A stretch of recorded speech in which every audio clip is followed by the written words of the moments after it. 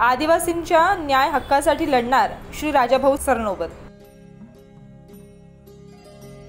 British सरकारला सळोकीपळो करून सोडणारी मुरबाड ही स्वातंत्र्यवीरांची कर्मभूमी। मात्र ब्रिटिश काळापासून आजतागायत आदिवासींना आपल्या न्याय हक्कासाठी लढावे लागत आहे। आदिवासींना न्याय मिळण्यासाठी मी संघर्ष करणार हा माझा निर्धार आहे, असे स्पष्ट मत प्रतिपादन आदिवासी एकता परिषदेचे ठाणे जिल्हाध्यक्ष, आदिवासींचे झुंजार नेते, ऐतिहासिक मुरबाड भूमीचे सुपुत्र माननीय राजाभाऊ सरनोबत यांनी केले।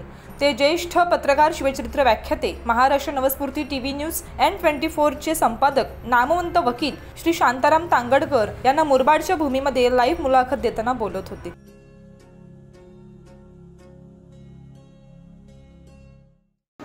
ज्या माळशेजच्या घाटातून आणि दाऱ्या घाटातून स्वातंत्र्यवीर भाई कोतवाल आणि हिराजी गोमाजी पाटील यांनी स्वातंत्र्याचा हुंकार दिला, हे राज्य स्वातंत्र्याचे व्हावे, त्या पवित्र भूमीमध्ये मुरबाडमध्ये आपण या ठिकाणी आलेलो आहोत। आणि या ठिकाणी उपस्थित आहेत आदिवासी एकता परिषद जिल्हाध्यक्ष ठाणे, माननीय गुणवंत कीर्तिवंत व्यक्तिमत्व माननीय राजाभाऊ सरनोबत। आणि राजाभाऊ, काय सांगणार आदिवासींच्या समस्याबद्दल? आपण या देशाचे प्रथम आम्ही मूळ निवासी आणि ब्रिटिशकालीन सरकार आणि भारत सरकारने शासन यंत्रणेमध्ये आमच्याकरता ज्या अधिसूची बनवलेल्या आहेत त्या उदाहरणार्थ 13 हिची अंमलबजावणी आज 70 वर्षामध्ये झाली नाही।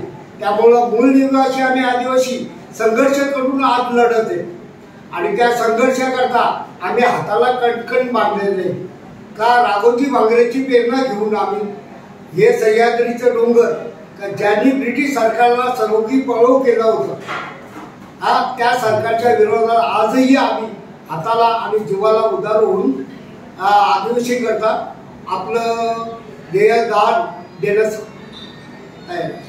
आदिवासींच्या प्रश्नासाठी आपण लढणार आणि ते आपण हाती कंकण घेतलेलं आहे। अशा प्रकारची एक अभ्यास मुलाखत दिल्याबद्दल राजाभाऊ सरनोबत आपल्याला धन्यवाद।